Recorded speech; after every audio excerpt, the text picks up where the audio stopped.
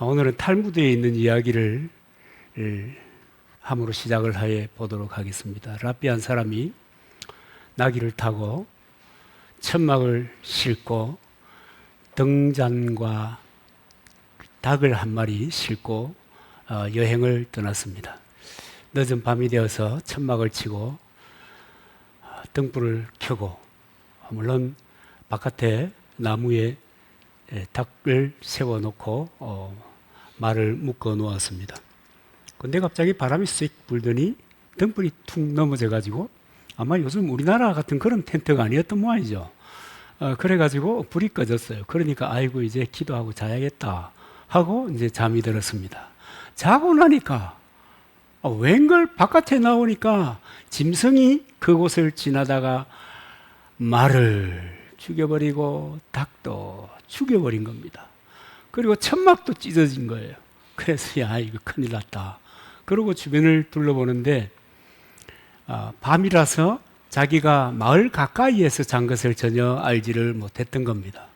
그 마을에 밤새 무슨 일이 있었는가 하면 도적이 들어가 가지고 물건을 훔쳐가고 사람을 죽이는 이런 어마어마한 일이 벌어졌던 것입니다. 그때 이 랍비가 생각합니다.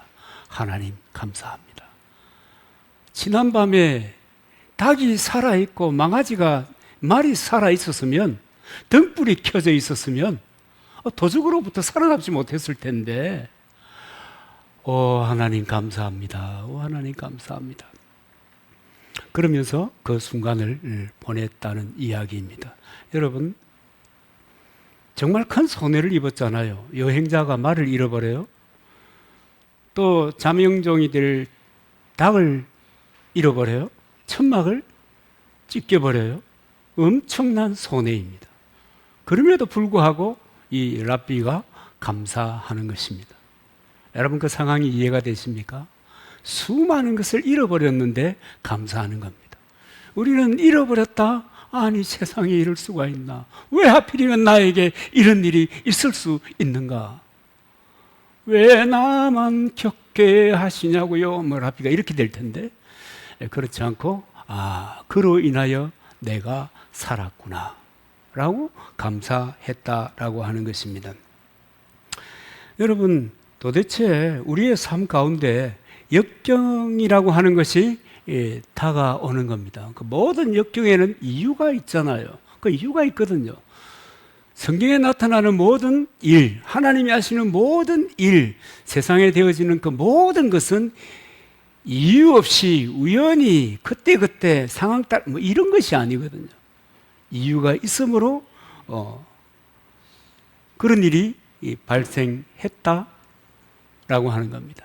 그리고 그 상황 속에서 이 랍비처럼 하나님, 이 상황 속에서도 하나님은 나의 삶 가운데 오셔서 인도해 주셨습니다. 하나님의 은혜입니다. 이럴 수 있겠는가? 그럴 때 많은 사람들이 마음이 선뜻 열리지 않을 것입니다. 여러분, 이 은혜라고 하는 것은 생활 속에 있는 겁니다. 그러나 은혜를 은혜로 알지 못하면 이 은혜와 고난에 대한 해석이 달라지게 되는 것입니다. 여러분, 하나님 말씀을 쫓아 신실하게 살아가는 사람이라 하더라도 해석을 달리 해버리면 어떻게 되는지 아시죠? 아이고, 살다 보면 이럴 수도 있고 저럴 수도 있어. 호사다마라고 하잖아. 좋은 일 있으면 나쁜 일도 있지. 이렇게 하고 지나가는 거예요. 이렇게 하고 지나가면 그 상황을 통해서 주시는 하나님의 은혜가 무엇인가라고 하는 것을 전혀 깨달을 수가 없는 것입니다. 그러나 하나님께서 이런 어려움에 직면할 그 순간에도 하나님 나에게 하실 말씀이 있으셨구나 라고 하나님의 신호를 놓치지 않으면 비로소 감사하는 삶을 살아갈 수가 있습니다. 여러분, 한 인생을 사는데 뭐 그래 복잡하냐? 아니죠. 여러분, 이 은혜라고 하는 것은 우리 편에서 보면은 상황에 대한 인식과 해석의 숙제를 하나님이 주신 것입니다. 기계적으로 하지 아니하시고. 그런데 하나님 편에서의 은혜라고 하는 것은 모든 사람들이 정말 평안 가운데 풍성한 가운데 살아가기를 원하는 하나님의 진심인 거예요. 그 하나님의 진심이 은혜입니다. 우리 잘 되기를 원하세요. 그럼에도 불구하고 이 은혜에는 차이가 있더라. 우리는 구원의 은총하면 그냥 구원의 은총으로 세상의 모든 하나님의 은혜를 생각합니다. 여러분, 구원의 은혜라는 것은 뭡니까? 그냥 하나님이 주신 선물이에요. 하나님이 대가를 지불하시고 독생자 아들을 십자가에 못 박아 죽이는 그 대가를 지불하시고 우리 죄를 속량하셔서 하나님의 자녀가 되게 하고 죄와 저주로부터 자유하게 되고, 이 전적인 하나님의 은혜입니다. 이것에 대해서 우리가 뭐라고 이유를 말할 그 여건이 되지 않는 거예요. 그런데 여러분, 삶에 다가오는 구원 그 이후에 삶에 다가오는 그 은혜도 여러분 곰곰이 여러분 살펴보십시오. 성경을 이렇게 뒤적거리다 보면 알게 되는 것이 하나가 있는데, 그건 뭐냐면 모든 은혜는 하나님의 소관이고 하나님의 결정 안에 있다 하는 겁니다. 그래서 그 은혜의 주권자가 하나님이시기 때문에 내가 어떻게 그 은혜를 누릴 것인가라고 하는 것은, 하나님이 어떨 때 은혜를 베풀어 주시는가라고 하는 것에 내가 초점을 맞추고 살아가야 한다는 겁니다. 그러니까 은혜도 다르다. 우리 첫 번째 그 쇼츠 영상 여러분, 에베네셀이라고 하는 말이 어떤 사람에게는 감동이고 어떤 사람에게는 도대체 짜증나는 이야기라고 하는 말씀을 드린 적이 있습니다. 하나님이 인도하심에 차등이 있다 하는 말씀을 드린 적이 있는데, 그때 조회수가 1600명 정도 됐더라고요. 그 많은 사람들이 거기에 관심을 가지더라고요. 차등이 있는 겁니다. 은혜에도 차등이 있는 겁니다. 내가 하나님의 사람으로 살 때 내가 어떻게 살아가느냐라고 하는 것이, 내 상황을 어떻게 이해하고 해석하고 감사하는 삶을 사느냐라고 하는 것이 하나님의 은혜, 그것이 내게 더 풍성히 임할 것인가 말 것인가라고 하는 것을 결정하게 되는 것이더라 라고 하는 것을 제가 성경을 통해서 발견한 겁니다.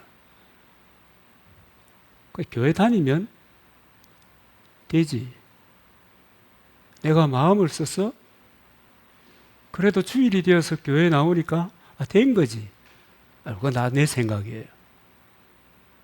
하나님이 하나님의 사람으로 구별하여 세울 때는 그 하나님께서 그 사람들에 대한 삶의 목적이 있는 거예요. 그 목적을 따라 어떻게 살아가느냐 하는 것은 그 하나님과의 친밀함을 가질 수 있을 것이냐 말 것이냐라고 하는 것을 결정하게 되고, 하나님과 친밀함이라고 하는 것은 하나님께서 주시는 더 큰 은혜 가운데 살아갈 수 있게 되더라 라고 하는 것입니다. 그래서 여러분, 하나님께서 우리에게 우리가 정말 주님의 은혜 가운데 살게 하기 위하여 주신 것이 성경입니다. 말씀이에요. 그래서 여러분, 말씀을 대하는 태도가 어떠하냐에 따라서 하나님의 대응 여부가 달라지는 겁니다. 하나님 왜 그러세요? 내가 이렇든 저렇든 하나님의 당신의 자녀니까 좀 알아서 하시면 되지 않겠습니까? 그게 아니다는 거예요. 오늘 여러분 이 본문에도 보면 노아의 홍수가 배경이잖아요. 노아의 홍수가 배경인데, 이 하나님께서 이제 이 땅에 사람 지으시고 사람 이렇게 세워서서 이 사람들의 살아갈 터전을 마련해 준 것에 대해서 굉장히 후회를 하시는 것입니다. 한탄이라고 하는 것, 이 인간의 표현이지만 하나님이 사람 지으셨음을 한탄하셨다, 탄식하셨다 하는 겁니다. 그로 인해서 하나님께서는 심판이 불가피하겠다, 새롭게 재구성하지 않으면 안 되겠다. 그럴 때 하나님이 직접 안 하시고 또 대행자를 세우는 거예요. 노아를 세우십니다. 여러분, 하나님의 일은 하나님의 일을 대신할 대행자들을 통해서 하시는 거예요. 여러분, 출애굽 하나님이 하신 일이죠. 그렇잖아요. 사람이 어떻게 그럴 수 있습니까? 하나님이 하신 일이에요. 그런데 하나님은 직접 하지 아니하시고 모세를 통해서 하나님의 일을 성취해 가는 겁니다. 여러분, 사사시대나 왕정시대나 이렇게 보면 하나님께서 사사를 세우잖아요. 왕을 세우잖아요. 그들을 통해서 그 시대를 하나님의 의사와 맞도록 이끌어 가게 하신 것입니다. 여러분, 오순절날 성령이 임했어요.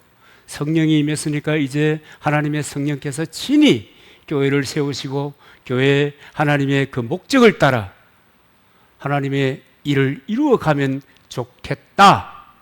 그러나 하나님 그렇게 하지 않으시고 사도들과 제자들을 통해서 교회를 세우시고 교회를 이끌어 가신 겁니다. 복음의 목적, 복음의 확장을 위해서 헌신하게 한 것입니다. 여러분, 오늘도 마찬가지거든요. 오늘 또 역시 마찬가지예요. 사람을 통해서 하나님은 당신의 일을 해 나가는 겁니다. 우리를 통해서 한다고요. 하나님이 직접 하실 수 있겠죠? 그런데 하나님이 사람을 지은 그 목적으로 인하여 하나님은 사람을 통해서 당신의 일을 집행해 가시는 겁니다. 그러니까 여러분, 우리 한 사람 한 사람이 너무 중요한 거예요. 우리 한 사람 한 사람이 어떤 생각을 가지고 그 말씀을 어떻게 받아들이고 어떻게 내 삶에 적용하고 어떻게 그 말씀을 따라 살 것인가를 고민하고 몸부림치는 이 일이 너무너무 중요한 거예요. 그런데 우리 시대의 수많은 사람들은 자기 생각이 먼저 가는 거예요. 늘 자기 생각이 먼저 갑니다. 기가 막힌 일이죠. 자기 생각대로, 자기의 의지대로, 자기의 판단하는 것이 옳은 것으로 여기고 그냥 진행해 가는 것입니다.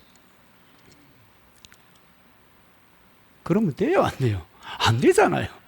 하나님께서 당신의 일을 그 사람들을 통해서 일하게 하시는데 하나님의 일을 해야 될 사람들이 자기 생각에 그냥 도취되어서 자기 하고 싶은 대로 자기 마음 내키는 대로 한다고 하면 여러분, 어떻게 그것이 하나님의 일이 진행이 될 수 있겠습니까? 그래서 여러분, 그 하나님의 마음에 합한 사람들을 하나님이 픽업하시는 겁니다. 수많은 자녀들 가운데 하나님께서 지으신 모든 피조물 가운데 그 피조물을 다스릴 사람을 선택하는 겁니다. 오늘 본문에 보면 심판을 앞두고 하나님께서는 이 노아를 선택하십니다. 그러니까 노아는 개인적으로 하나님의 은혜를 입은 사람인 것이죠. 그래서 이를 통해서 그 시대, 그 홍수 심판이라고 하는 그 시대의 종말의 때를 어떻게 넘어가도록, 그리고 새 역사를 만들어 가도록 하나님께서 노아를 선택하시는 것입니다.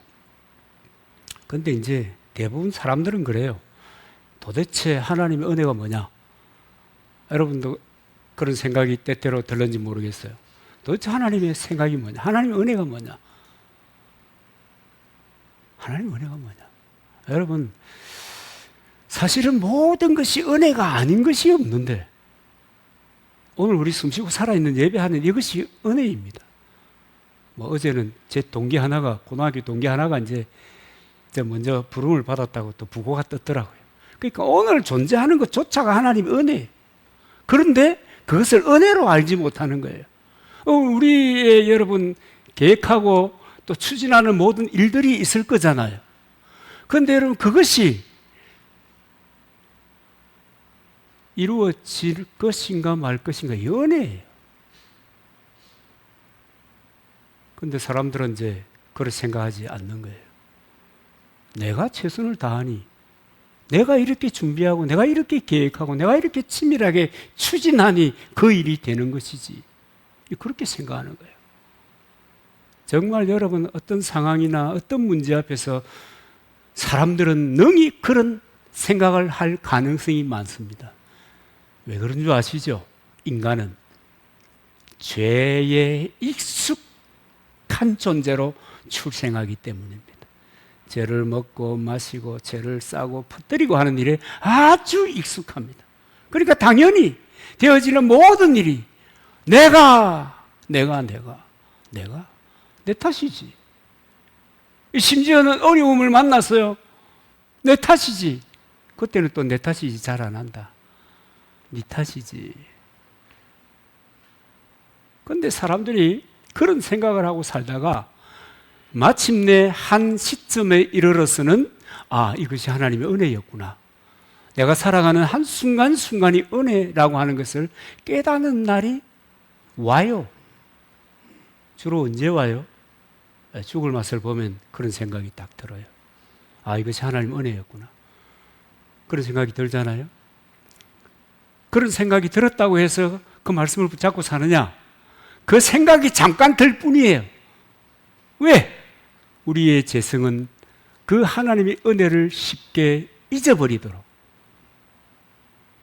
우리의 생각과 우리의 마음가짐과 우리의 삶을 이끌어가는 거예요.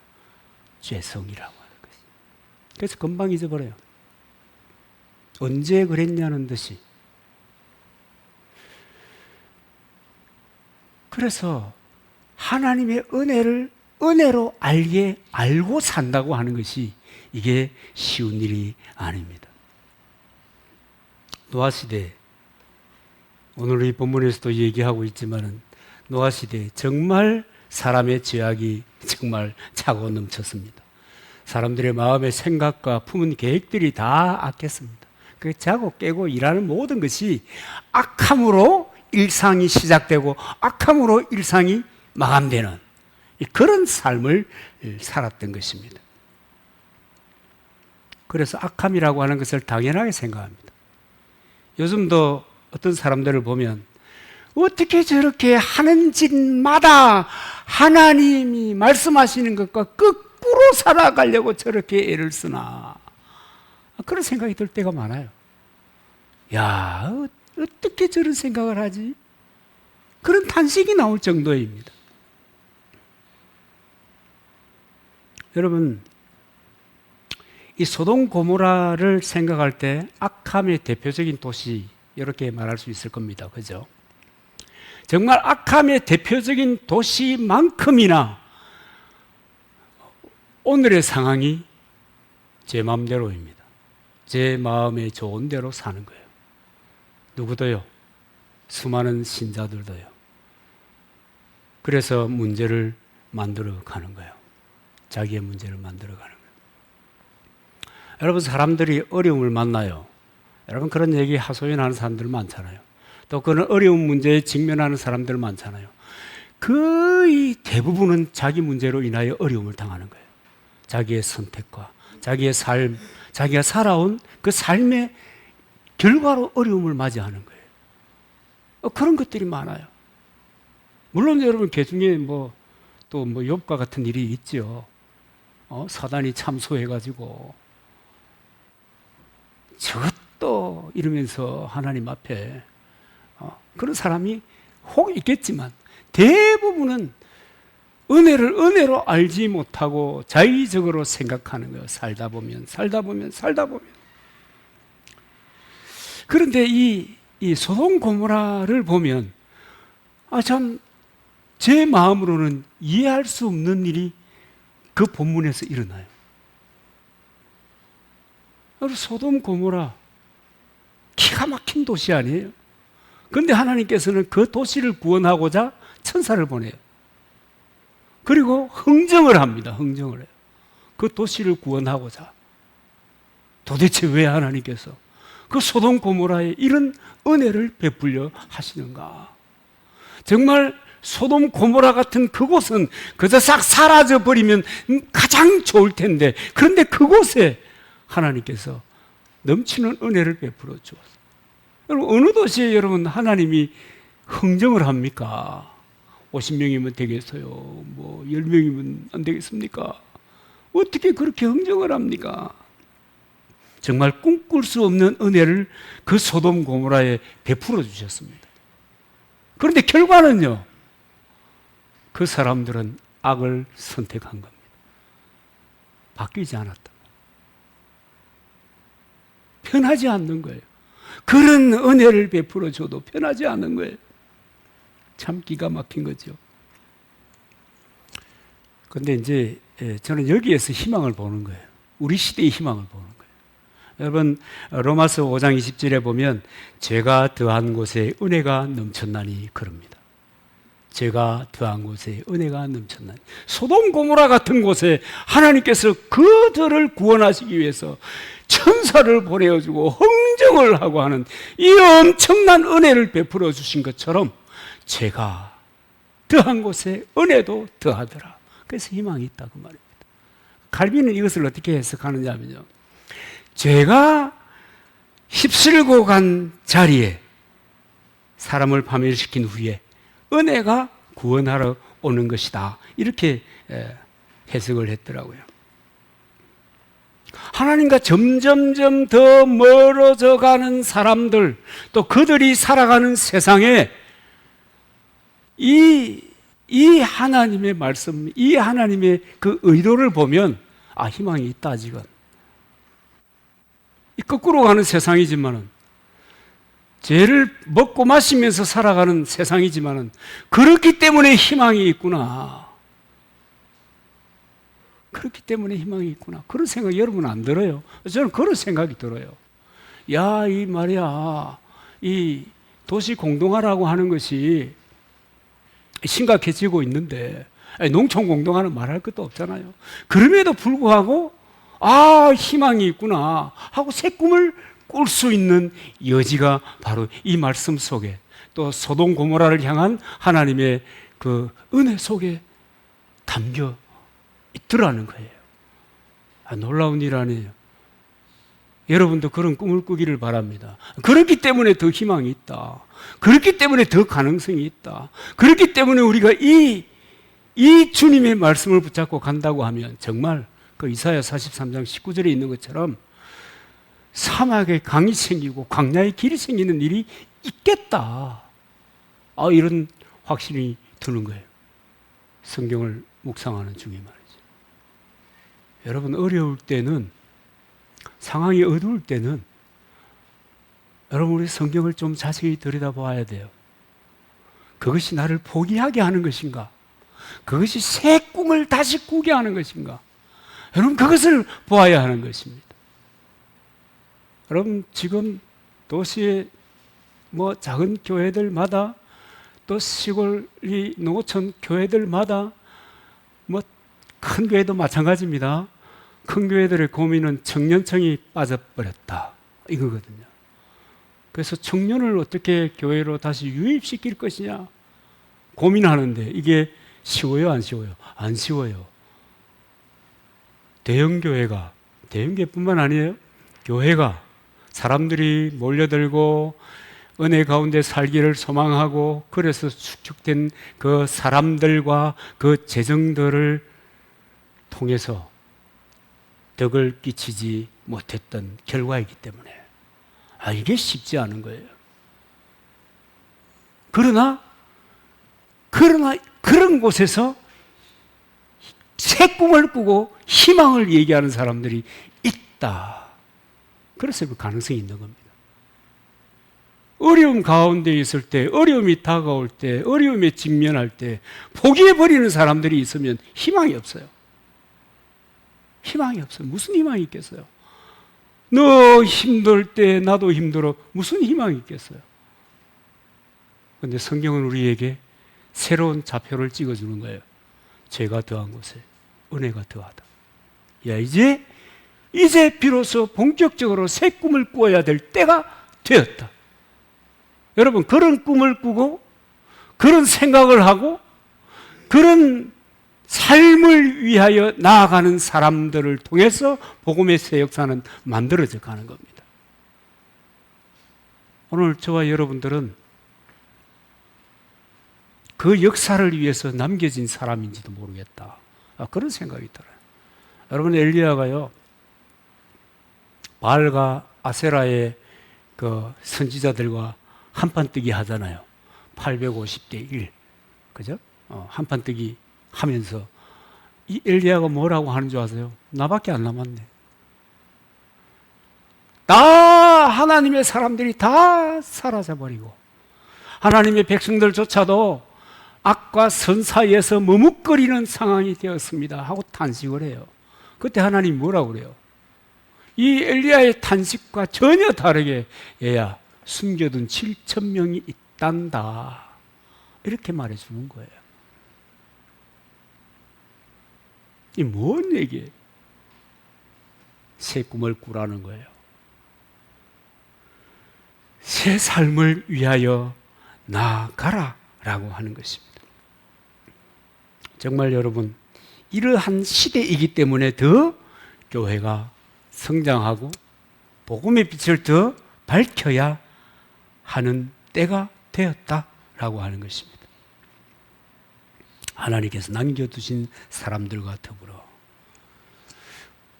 그래서 여러분 우리들이 하나같이 정말 이 노아 시대의 홍수로 심판하지 않을 수 없는 그런 상황 속에서 노아를 선택하고 노아를 통해서 당신의 일을 하게 하신 것처럼 오늘 우리들을 통해서 주께서 주의 일을 할 수 있도록 우리의 삶과 우리의 생각, 우리의 발걸음을 새롭게 해야 될 줄로 믿습니다. 새롭게 해야 돼요. 그냥 그렇게 주일날 교회 가면 됐지 그만하면 됐지 뭘 더 하나님 우리를 통하여 새 꿈을 꾸고 계신다. 하나님 우리에게 은혜를 베푸셔서 이 세상이 다시 빛 가운데 설 수 있도록 하나님의 나라가 될 수 있도록 우리를 지켜보시고 이끌어 가시기를 원하신다 라고 하는 것입니다. 여러분 정말 온 세상이 죄로 가득 차 있을 때 노아가 은혜를 입었어요. 노아가 은혜를 입었어요.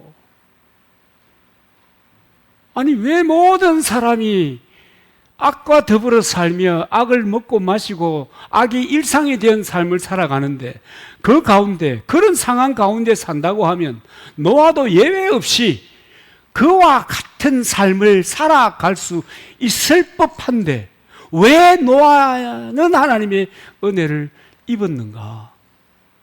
여러분 우리 그런 것을 좀 생각해 봐야 되지 않겠습니까? 도대체 노아는 왜 그런 상황 속에서 구원을 받았는가? 만약에 이것을 안다고 하면 노아처럼 노아와 살아갔던 그 삶의 방식을 내가 따라감으로 해서 이 하나님의 이 구원이라고 하는 은혜의 상황 속에 들어갈 수 있겠다. 그러니까 여러분 노아를 살펴봐야 되는 거예요. 그 시대 모든 사람들은 그 말씀을 하찮은 것쯤으로 여기고 하나님 아닌 다른 것을 통해서 은혜를 누리려고 했습니다. 그런데 결국 그 끝이 뭐예요?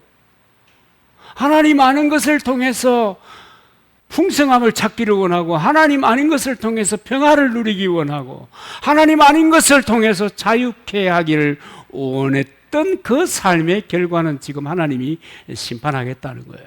다 쓸어버리겠다는 거예요. 그리고 재구성하겠다는 거예요. 그 가운데서 노아가 은혜를 입고 그 시대에 하나님의 대언자, 대행자로 선택을 받게 되는 거예요. 왜? 왜요? 왜 그랬을까요? 노아는 그 시대 급하게 흘러가는 그 죄악의 탕류 속에서 고고하게 그것을 역류하는 용기를 가지고 믿음의 삶을 살아냈던 것입니다. 세상이 다 왼쪽으로 치우쳐도 하나님께서 아닌데 돌아가는 거예요. 여러분 그 얼마나 많은 저항을 받겠어요. 여러분 우리가 정말 믿음으로 살려고 애쓰고 헌신하고 이렇게 좀 특별하게 보이면 좀 어중간한 또 다른 사람들이 그러잖아요. 지는 뭔데 저렇게 잘난 척하지? 너 정말 잘하고 있구나. 나도 정말 너처럼 그렇게 살아가야 되겠다. 그렇게 잘 안 한단 말이에요. 꼭 빈정대는 거예요. 꼭 그렇게 해야 되겠니? 우리가 다 왼쪽으로 가는데 넌 꼭 오른쪽으로 가야 되겠니? 다른 사람들이 왼쪽으로 가도 얼마든지 하나님의 은혜가 있다고 하는데 너는 꼭 그렇게 말해야 되겠니? 그럴 때 그래 그러고 반대편으로 간 사람이 이 요나입니다. 여러분, 우리가 잊어버리지 말아야 될 것은요, 영혼 구원은 하나님이 대가를 치르시고 우리에게 주신 일방적인 선물입니다. 그런데 우리의 상황, 우리의 환경, 또 우리의 삶에 다가오는 문제들은요, 내가 하나님과의 관계 속에서 하나님을 경외함으로 말미암아 오는 은혜로 인하여 그 길이 열리는 거예요. 길이 만들어지는 거예요. 여러분, 그거 잊으면 안 돼요. 그래서 여러분, 하나님을 경외하는 사람에게 베풀어주는 선물이 뭐냐? 일상 가운데 오는 하나님의 은혜의 축복이라는 거예요. 내가 하나님을 섬기고 믿음의 삶을 살아간다고 하는데 왜 나는 늘 불안하고 늘 힘들고 늘 암담하기만 해? 그럴 때 여러분, 우리는 우리를 돌아봐야 합니다. 나는 하나님을 경외하는 삶을 살아가고 있는가? 무늬만이 아니고 나는 정말 하나님과의 친밀한 삶을 추구하며 살아가고 있는가? 하나님을 경외하는 삶을 위해서 내가 어떤 대가를 지불하고 살아가고 있는가? 나 하기 편한 것을 선택하고 그 길에 서서 살아가고 있지 않는가? 여러분, 이런 것들을 생각해 보아야 되는 겁니다. 시편 31편 19절에 보면 주를 두려워하는 자를 위하여, 주를 두려워하는 것이 여러분 하나님을 경외하는 것입니다. 주를 두려워하는 자를 위하여 쌓아두신 은혜, 곧 인생 앞에서 죽게 피하는 자를 위하여 베푸신 은혜가 어찌 그리 큰지요. 그러는 겁니다. 주를 경외하는 사람에게 베푸실 은혜가 크다. 여러분, 너무 이렇게 눈에 보이는 거, 손에 잡히는 거, 이거 보고 있으면 그 너머의 역사하는 하나님의 손길을 보지 못해요.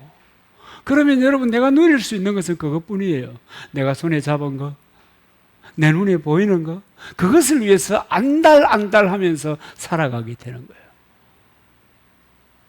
여러분, 한 번밖에 없는 인생인데 그렇게 눈앞의 것을 안달복달하면서 살아가는 것 자체도 이거 안타까운 일이지만 하나님의 은혜를 의식하지 못하고 산다면 이것은 불행한 것입니다. 노아처럼 세상 모든 사람들이 곁길로 간다고 해도, 아니 믿는 사람들조차도 자기 생각에 옳은 대로 행동한다고 하더라도 하나님을 경외하는 사람은 그 말씀을 인하여 바른 길을 선택하는 겁니다. 그리고 기도하는 거예요.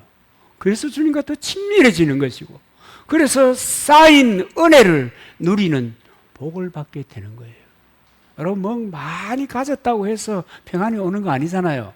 많은 것을 가졌다고 해서 기쁨이 오는 거 아니잖아요.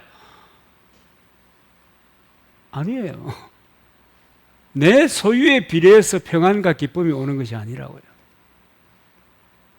주님과 함께함으로 오는 평안이고 함께함으로 오는 기쁨이 있게 되는 것입니다. 여러분, 우리 신자들 정말 노아처럼 영혼 구원에 감격하는 데 더하여 하나님의 말씀을 붙잡고 그 말씀에 이루어지는 것을 믿음으로 오늘 한순간순간을 선택하고 나아가야 되는 겁니다. 그럴 때 여러분, 정말 하나님의 약속이 내게 이루어지는 것을 간증할 수 있는, 내가 그것을 경험할 수 있는 계기가 내게 주어지는 거예요. 그런데 내가 그 말씀을 쫓아 살지 않으면 내가 하나님을 경험할 길이 없습니다. 왜냐하면 지켜보시기 때문에. 너의 삶을 그래 살기를 원하냐? 가보아라. 지켜보는 거예요. 여러분, 인생을 혼자 산다는 것이 얼마나 힘든 일인지 몰라요. 이 혼자다. 야, 이 뭐 어떻게 하지? 여러분 그런 생각 해본 적 있죠? 얼마나 힘든지 몰라요. 주님이 함께 하는구나. 그가 함께 하시나. 그는 누구냐? 그가 창조주 아니신가? 전능하신 자 아니신가? 그가 나와 함께 하는구나. 그럴 때 여러분 문제를 돌파할 수 있는 능력이 생기는 거예요. 내게 능력 주시는 자 안에서 모든 것을 할 수 있다고 하는 이 도대체 감당하지 못할 그런 이 믿음이 생기는 거예요. 그 어떤 분이 그러더라고요. 우리의 믿음이 뭐냐? 뻥이다. 사람들이 볼 때는.